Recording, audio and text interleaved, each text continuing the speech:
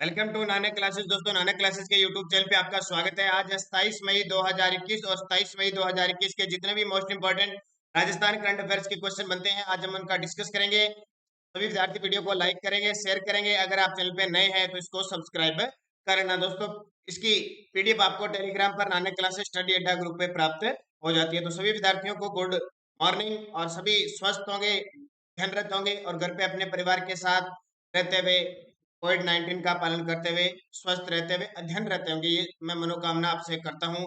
शुरुआत करते हैं टुडे मोस्ट इंपॉर्टेंट क्वेश्चन से। आज के बेहतरीन 10 क्वेश्चनों की हम शुरुआत करने जा रहे हैं। पहला क्वेश्चन देखिए, वनस्थली विद्यापीठ टोंक के कुलपति जिनका हाल ही में निधन हो गया। वनस्थली विद्यापीठ के कुलपति जिनका हाल ही में निधन हो गया, वो कौन थे? आपके लिए इंपॉर्टेंट क्वेश्चन बन जाता है। तो उनका नाम है प्रोफेसर आदित्य शास्त्री, जिनका हाल ही में क्या हो गया? निधन हो गया। तो वनस्थली विद्यापीठ टोंक कहाँ पे है? टोंक में। सीधा पेपर में आ जाता है। वनस्थली विद्यापीठ कहाँ पे है? टोंक में है। और उनके कुलपति थे प्रोफेसर आदित्य शास्त्री का हाल ही में क्या हो गया? निधन हो गया। और इस वनस्थली विद्यापीठ की स्थापना किसने की थी? तो हमारे देश के, हमारे राजस्थान के प्रथम मुख्यमंत्री हीरालाल शास्त्री के द्वारा अपनी पुत्री के नाम पर 1935 में शांताबाई कुटीर एक शिक्षा संस्थान बनाया था। क्या नाम बनाया था? हीरालाल शास्त्री ने अपनी पुत्री शांताबाई के नाम पर शांताबाई शिक्षा कुटीर की स्थापना की थी, जो बाद में किस नाम से जाना जाने लगा? वनस्थली विद्यापीठ के नाम से जाना जाने लगा। एक डिम्ब यूनिवर्सिटी है और इस यूनिवर्सिटी को एनएए के द्वारा एक प्रथम स्थान की रैंकिंग भी, ए रैंक भी स्थापित की जा चुकी है। तो वनस्थली विद्यापीठ ये शांताबाई शिक्षा कुटीर के नाम से पहले प्रसिद्ध थी, अब इसे वनस्थली विद्यापीठ कहते हैं। बहुत ही खास है, डिम्ब विश्वविद्यालय है। तो हाल ही में उनके कुलपति प्रोफेसर आदित्य शास्त्री का क्या निधन हो गया, जो हीरालाल शास्त्री के पौत्र थे। क्या थे? हीरालाल शास्त्री के पौत्र थे। याद रखना, इंपॉर्टेंट है, ज्यादा तो इंपॉर्टेंट नहीं है, लेकिन क्वेश्चन यहाँ से पूछा सकता है। वनस्थली विद्यापीठ कहाँ पे? टोंक में है। स्थापना हीरालाल शास्त्री के द्वारा 1935 में। किस नाम से? शांताबाई शिक्षा कुटीर के नाम से। और वर्तमान में ये वनस्थली विद्यापीठ है। तो इंपॉर्टेंट है, बालिका विद्यापीठ है। दूसरा क्वेश्चन देखिए, आज एक क्वेश्चन तो हो गया, इसके अलावा भी आज मैं रिपीटेड और रिवीजन क्वेश्चनों के साथ यहाँ चर्चा लेके आया, क्योंकि पिछले कुछ दिनों से मैंने क्वेश्चनों की देखा है तो कोई करंट का क्वेश्चन नहीं बन रहा है ढंग से। आज मैं कुछ आर्थिक समीक्षा और उनके संबंधित जितने भी क्वेश्चन है वो साथ में लेके आया हूँ। दिसंबर 2020 तक राजस्थान में पवन ऊर्जा का कितना उत्पादन हो रहा है? आर्थिक समीक्षा 2020-21 की रिपोर्ट है, बहुत खास, यहाँ से पेपर में पूछा जाएगा। क्योंकि 2020-21 की रिपोर्ट है तो दिसंबर 2000 पेपर में आएगा स्पेशल। दिसंबर 2020 तक राजस्थान में पवन ऊर्जा का कितना उत्पादन हुआ? तो याद रखना 3734.10 मेगावाट। सीधा सीधा पेपर में छपेगा, ध्यान रखना। 3700 यानी 3734.10 मेगावाट। कुल देखो, दिसंबर 2020 तक कुल उत्पादन कितना हुआ? तो 9756.15 मेगावाट, जिसमें पवन ऊर्जा 3734, सौर ऊर्जा 2178 मेगावाट और तापीय ऊर्जा 3742 मेगावाट उत्पादित की गई दिसंबर 2020 तक। सीधा सीधा आंकड़ा आपसे पेपर में पूछा जा सकता है। पवन ऊर्जा जानते हो, पवन ऊर्जा पंखों की नगरी जैसलमेर को कहते हैं। सबसे ज्यादा पवन ऊर्जा की संभावना जैसलमेर में, सबसे ज्यादा पवन चक्कियां जैसलमेर के अंदर लगी हुई है। और पीडीएफ हमारे टेलीग्राम पर नानक क्लासेस स्टडी अड्डा ग्रुप में हर रोज आपको पीडीएफ, और खास बात, इस वीडियो की क्विज भी आपको, पूरी क्विज सारे क्वेश्चनों की प्राप्त हो जाती है। एक टेस्ट हो जाता है आपका, ताकि देखो, यहाँ आपने पढ़ लिया, फिर आपने टेस्ट पढ़ लिया, उसके बाद में आपने पीडीएफ पढ़ ली, फिर साप्ताहिक टेस्ट हो गया, फिर मंथली टेस्ट हो गया। देखो, एक महीने में आप एक क्वेश्चन को 5 बार कम से कम पढ़ लेते हो, तो आपकी तैयारी में 4 चांद लग जाते हैं। तो आज ही ज्वाइन कीजिए टेलीग्राम पर नानक क्लासेस स्टडी अड्डा ग्रुप, जो वीडियो के डिस्क्रिप्शन में लिंक है वहां से, या फिर आप टेलीग्राम सीधा नानक क्लासेस स्टडी अड्डा ग्रुप पर ज्वाइन कर सकते हो। राजस्थान में 2020-21 में ऊर्जा की समय की भागीदारी में अधिष्ठापन उत्पादन क्षमता कितनी है? राजस्थान आर्थिक समीक्षा 2020-21 का राज्य की समय की, यानी राज्य के खुद के वित्त की, पूरी राज्य की समय के साथ की भागीदारी में कितनी उत्पादन क्षमता हुई है? कितनी उत्पादन क्षमता हुई है? तो किसमें? कुल भागीदारी में पूछे तो 8790.79 मेगावाट। बहुत ही इंपॉर्टेंट क्वेश्चन है, अभी याद रखना।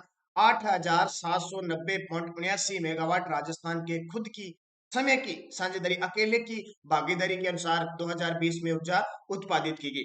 इस 8,790.79 मेगावाट में देखो तापीय ऊर्जा, तापीय ऊर्जा का मतलब है कि कोयले से उत्पादित या परमाणु नाभिकीय जो विखंडन है, जिसको अपने यूरेनियम थोरियम के द्वारा, यूरेनियम के द्वारा या कोयले के द्वारा जो बिजली उत्पादित की जाती है वो तापीय परियोजना, और राजस्थान में सबसे ज्यादा ताप से बिजली उत्पादित की जाती है। तो तापीय परियोजना से 7370 मेगावाट, जल विद्युत से 1017.29 मेगावाट, गैस से 603.50 मेगावाट, और कुल आ गई 8790.79 मेगावाट। यानी इनसे राज्य की समय की भागीदारी से ही उत्पादन क्षमता होती है। तो 8790 मेगावाट याद रखना, इंपॉर्टेंट क्वेश्चन है, पेपर में सीधा सीधा पूछा जाएगा जहां जहां भी जिस एग्जाम में आर्थिक समीक्षा की बात होगी।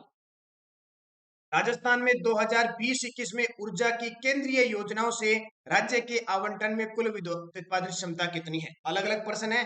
राजस्थान में 2020-21 में ऊर्जा की केंद्रीय योजनाओं से, केंद्रीय का मतलब भारत सरकार के साथ मिलकर राज्य की साझेदारी से आवंटन कुल विद्युत उत्पादन क्षमता। कई बार अपने देखते हैं ना कि केंद्र और राज्य सरकार के साथ विद्युत उत्पादन क्षमता है, जैसे हम पढ़ते हैं मध्य प्रदेश और राजस्थान की संयुक्त परियोजना, गुजरात और राज्य की। उसी प्रकार केंद्र सरकार और राजस्थान मिलकर दोनों उत्पादित की जाती है, उसमें राजस्थान को कितनी विद्युत उत्पादित होती है? तो 3286.96 मेगावाट, 3286.96 मेगावाट विद्युत उत्पादित होती है। उसमें किस किस किस में होती है? देखो तापीय परियोजना से 1870.46 मेगावाट, जल विद्युत से 740.66 मेगावाट, और गैस से 221.10 मेगावाट। ये केंद्र और राज्य सरकार की संयुक्त परियोजना के अनुसार राजस्थान को उत्पादित क्षमता है। तो कुल कितनी होगी? 3286.96 मेगावाट। इन क्वेश्चनों में कंफ्यूज मत हो जाना, ये राज्य की समय की भागीदारी की 8390,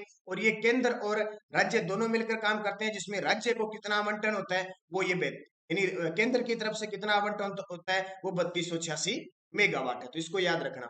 अगला, राजस्थान में दिसंबर 2020 तक कितने बायोमास ऊर्जा संयंत्र स्थापित किए जा चुके हैं? बहुत इंपॉर्टेंट है। राजस्थान में दिसंबर 2020 तक कितने बायोमास ऊर्जा उत्पादन संयंत्र स्थापित किए जा चुके हैं? तो 13 बायोमास। ये बायोमास आपको पता है ये कचरे वगैरह पे इनसे तैयार होता है, और ये कौन सा है? ये है कौन सा? है कौन सा? गैर परंपरागत जो ऊर्जा स्रोत है, नवीकरणीय ऊर्जा स्रोत में आता है। तो राज्य में दिसंबर 2020 तक 120.45 मेगावाट क्षमता के 13 बायोमास ऊर्जा उत्पादन संयंत्र स्थापित किए जा चुके हैं। तो ये सबसे ज्यादा। अगला, जल संरक्षण व जलवायु परिवर्तन प्रोजेक्ट के तहत राजस्थान के किन जिलों का चयन हुआ है? बहुत ही खास क्वेश्चन है, ये रिवीजन क्लास लेके आया हूं, लेकिन उसमें से ऐसे क्वेश्चन लेके आया हूं जो परीक्षा की दृष्टि से बहुत इंपॉर्टेंट होंगे। जल संरक्षण तथा जलवायु परिवर्तन प्रोजेक्ट के तहत राजस्थान के किन जिलों का चयन हुआ है? तो दो जिले खास, एक तो सन सिटी और एक पहाड़ों की नगरी, यानी जोधपुर और डूंगरपुर का चयन हुआ है।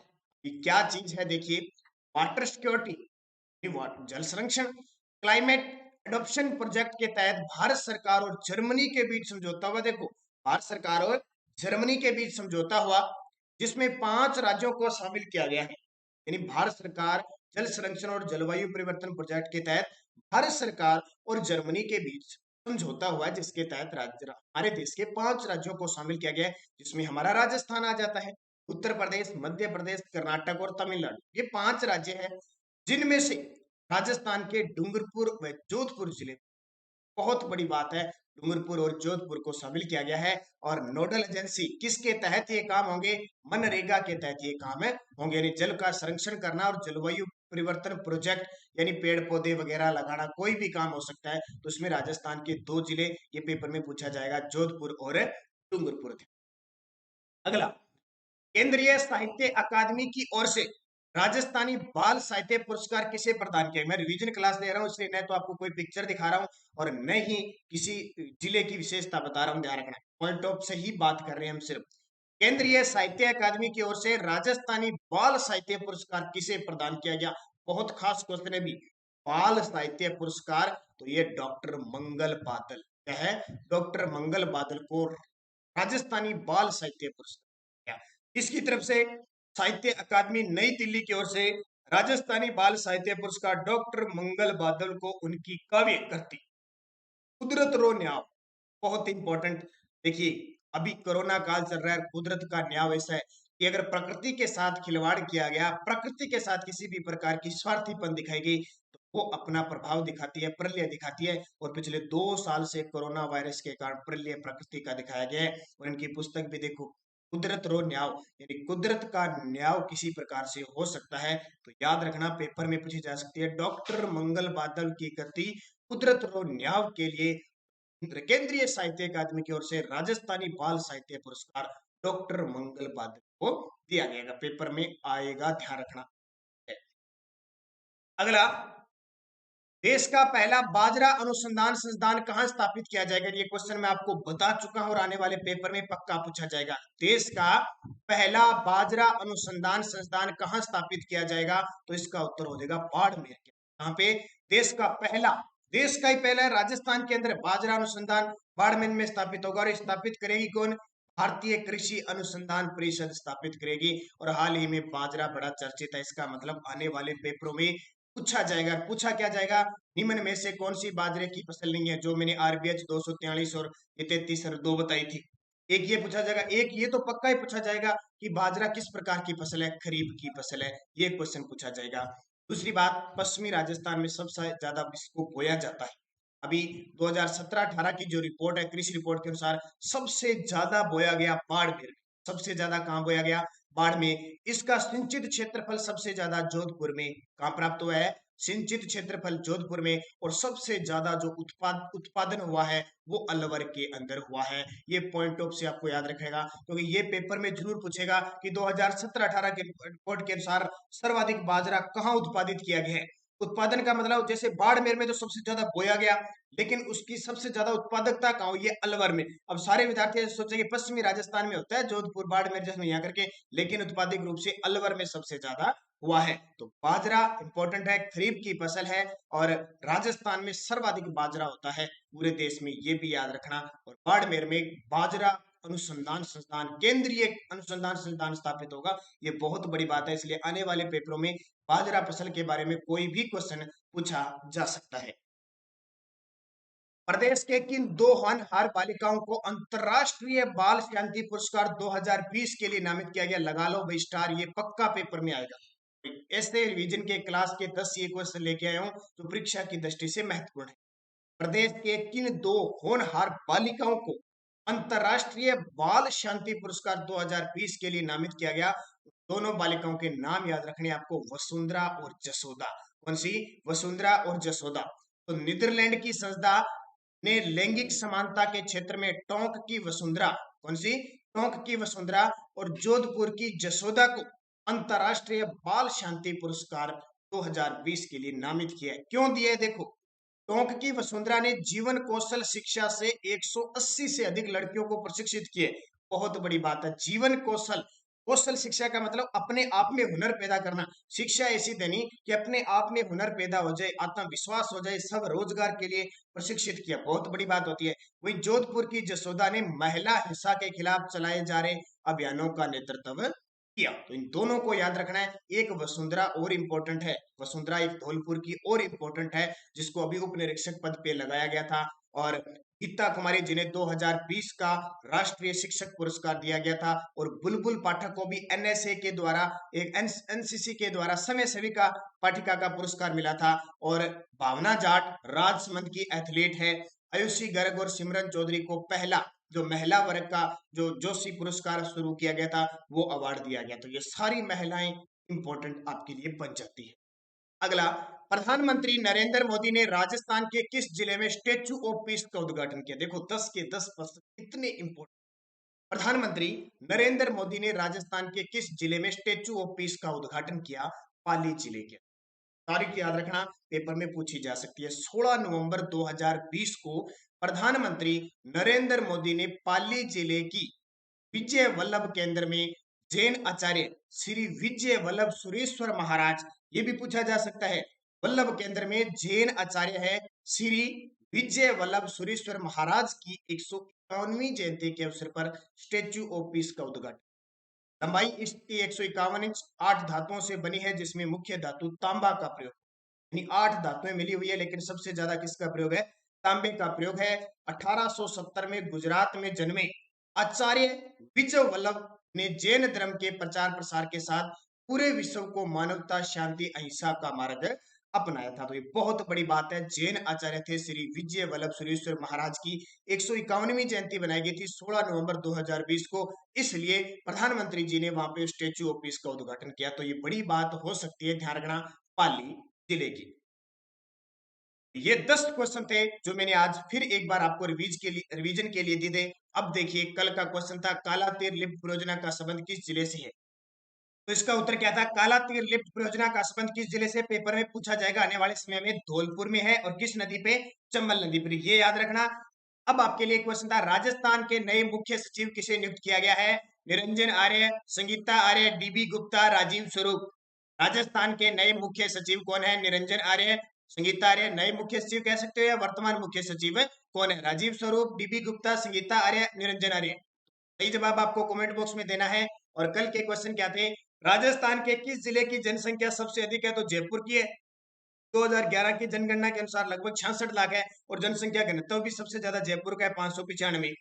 राजस्थान की कौन सी संस्था उद्योगों के लिए मूलभूत सेवाएं मुहैया करवाती है? तो रिक्को। मैंने बहुत बार आपको बताया था, रिक्को हमारे राजस्थान में सबसे ज्यादा औद्योगिक क्षेत्र में काम करने वाली सबसे बड़ी संस्था है, जिसकी स्थापना 1980 को हुई थी। ये क्वेश्चन सारे स्टेनोग्राफर 21 मार्च 2021 के पेपर में आए हुए, ध्यान रखना। राजस्थान का दूसरा सबसे बड़ा सौर ऊर्जा पार्क कहां स्थापित किया जा रहा है? ये कल मैंने आपको बताया था ना 8 बजे की क्लास में, नोक जैसलमेर में। और पहला कहां पे? बड़ला, जोधपुर में। राजस्थान की पहली प्रत्यक्ष लाभ अंतरण योजना कौन सी थी? तो भामाशाह योजना होती है, तो 2014 में चली थी। कन्नड़ देव प्रबंध के रचयिता पद्मनाभ, जिसमें जालोर के सोनग्रा चौहान कन्नड़ देव के बारे में जानकारी मिलती है। खाटू श्याम जी का मेला कब लगता है? खाटू श्याम जी का मेला सिक्कर में लगता है, फाल्गुन माह में। पेपर में सीधा फाल्गुन माह से पेपर में। अब ये दो क्वेश्चन मिलाने वाले आए थे। पुष्कर मेला कब आयोजित होता है? तो कार्तिक पूर्णिमा को अजमेर के अंदर होता है। इसके अलावा एक प्रश्न और भी है इनके साथ। तो ये मिलान वाले क्वेश्चन थे। तो इस प्रकार के क्वेश्चन पेपर में आ रहे हैं, और ये मैं आपको बता रहा हूँ ये क्वेश्चन। और अब ये क्वेश्चन फिर आपको नेक्स्ट डोज में देख के जाता हूँ। ये क्वेश्चन भी उसी एग्जाम में आए, उसी एग्जाम के चल रहे हैं, एक एग्जाम के 21 मार्च 2021 स्टेनोग्राफर। बाबा रामदेव जी का मेला कब आयोजित होता है? ये 3 क्वेश्चन मिलाने वाले आए थे। विराटनगर का वर्तमान नाम क्या है? ये कल बताया था 8 बजे की क्लास में। कौन सा लोक नृत्य प्रसिद्ध तौर पर स्नेक चार्मर डांस के नाम से जाना जाता है? देखो अंग्रेजी में नाम दे दिया उसने। कौन सा लोक नृत्य है प्रसिद्ध तौर पर स्नेक चार्मर डांस के नाम से जाना जाता है? बूंदी चित्रशैली किस स्कूल के अंतर्गत आती है? यानी बूंदी चित्रशैली किसकी उपशैली है? बाबूजी की फड़ सुनाते समय किस मुख्य वाद्य यंत्र का प्रयोग करते हैं? और ऊंटों के देवता कौन है? देखो दोनों एक साथ क्वेश्चन आए, बैक टू बैक क्वेश्चन आए। और बड़ी बात देखो, बाबूजी के बारे में मैंने आपको इतना बता रखा है, कंटिन्यूज क्लास लेने का ये फायदा है। पंडित जसराज जी किस गायकी से संबंधित थे? पंडित जसराज जी किस गायकी से संबंधित थे? ये 7 क्वेश्चन है, आपको कमेंट बॉक्स में जवाब देने हैं। कल के विद्यार्थी बड़े शानदार तरीके से, कल के मैंने भी बड़े शानदार तरीके से जवाब दिए थे, उनके कमेंट में कुछ जरूर पढ़ना चाहूंगा। तो जल्दी जल्दी से एक तो वीडियो को लाइक कर दो, शेयर कर दो, इन क्वेश्चनों को देख लो और जवाब देते रहो। कल मरुधर कनवार ने कहा धौलपुर से है, बहुत ही बढ़िया काला तीर का उत्तर दिया था। अशोक बारेसा ने जी भी धौलपुर के बारे में अच्छी डिटेल बताई थी। रुचिका अरोरा ने बताया, रुचिका अरोरा ने कहा कि best program of current affairs. Thank you, धन्यवाद। आप ज्यादा से ज्यादा वीडियो को शेयर किया करो। लक्ष्मी सोनी ने बहुत अच्छी, हमारी तैयारी में आपका बहुत बड़ा योगदान है, थैंक यू। आप बस वीडियो को लाइक किया करो, शेयर किया करो, सपोर्ट किया करो। सुमी सोनी सर के लिए जियो का वीडियो बना दी। 9 बजे प्ले लिस्ट में जाके देखिए, आपको राजस्थान ज्योग्राफी, आपने कहा ना सुमी सोनी, आप देखिए प्ले लिस्ट में जाके ज्योग्राफी, हिस्ट्री, कल्चर सबके वीडियो बने हुए टोटल दे चुका हूं मैं। मनी चौहान थैंक यू आपको। पीयूष कुमावत सर राजस्थान में पहले चीफ सेक्रेटरी ओपी मीणा थे। नहीं नहीं जी, आप ये गलत करिए, मुख्य सचिव पहले राजस्थान के राधा कृष्णन थे। हेमी चंद चौहान, बहुत ही अच्छी जानकारी दी आपने। हेमलता नागर जी, बहुत बहुत अच्छी जानकारी आपकी भी। पूजा सुमन, बहुत अच्छी बात, बहुत ही अच्छी जानकारी आपकी। लीना भाटिया, विजय मीणा, महेंद्र वाल, बहुत ही अच्छे आपके कमेंट होते हैं। गुड्डू बरूपल और महेंद्र मुवाल, इसके अलावा ओम प्रकाश बेरवा, ममता खानवाली ने बहुत अच्छी जानकारी दी धौलपुर के बारे में। ममता खानवाली, सुमेर भाटी, महेंद्र मुवाल जी ने सारे क्वेश्चनों के अलग अलग जवाब दिए हैं। शेखावत राजपूत, अंशुल मेहरा, महेंद्र मोवाल गुड मॉर्निंग आपको अभी। हिमांशु गुप्ता, स्माइल की फुल फॉर्म बताइए आपने। पंकज शर्मा, सुमेर भाटी, सपना कुमारी, पुष्पेंद्र गायरी गायत्री, निहारिका पूनिया, आपके भी अच्छे जवाब है, सारे जवाब। राहुल शर्मा जयपुर से हमारे खास मित्र, और नकुल चंदेल, अविनाश बैल धौलपुर बताया आपने। राहुल सिंह, बहुत ही अच्छी बात है। सोनिया नरवालिया जी, आर्थिक समीक्षा के आज मैंने क्वेश्चन दे दिए। और सोनिया नरवालिया जी, आप RPSC college lecturer current affairs नाम से प्ले लिस्ट बनी हुई है, उसमें जाके देखिए आपको मिलेंगे। संजय कुमार जी और राजगोला जी, आपके बहुत अच्छे पर्सन हैं। मोहित शर्मा, पिंकी साहू, बहुत ही अच्छी बात है, धौलपुर आपने उत्तर बताया। प्रकाश बत्तारिया, बहुत ही अच्छी बात, बागड़िया। अर्चना शर्मा के जवाब अच्छे थे। अनिशा बिश्नोई, रजनी गलगट, उसके अलावा हंसराज साहू, राजेश सैनी, राहुल सिंह, राजेश सैनी, बजरंगबली की लाडली, जय श्री राम आपको भी। गरिमा पारिक, सुरेश कुमार, सोनिया नरवाली जी के अच्छे जवाब थे। Suresh Kumar, BS GK and GS, Parvita Meghwal, बहुत ही अच्छी बात आपने कहा। जल को बर्फ बनाने में वक्त लगता है, सूरज को निकलने में वक्त लगता है, किस्मत को तो हम बदल नहीं सकते, लेकिन हौसलों से किस्मत बदलने में वक्त लगता है। बहुत ही अच्छी बात आपने कही।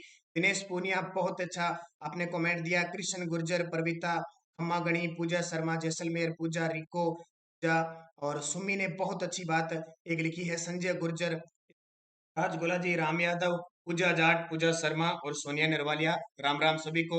धन्यवाद सभी को, बेस्ट ऑफ लक। अच्छे तरीके से इसी प्रकार आप पढ़ते रहें, अध्ययनरत रहें और लगातार जुड़े रहें। आपको लगातार जुड़े रहो, सुबह 7 बजे और 8 बजे की क्लास में आपको सारा उपलब्ध हो जाएगा। जैसे जैसे होगी और भी आपको क्लास मिल जाएगी। तो धन्यवाद सभी विद्यार्थियों को। जय हिंद, जय भारत।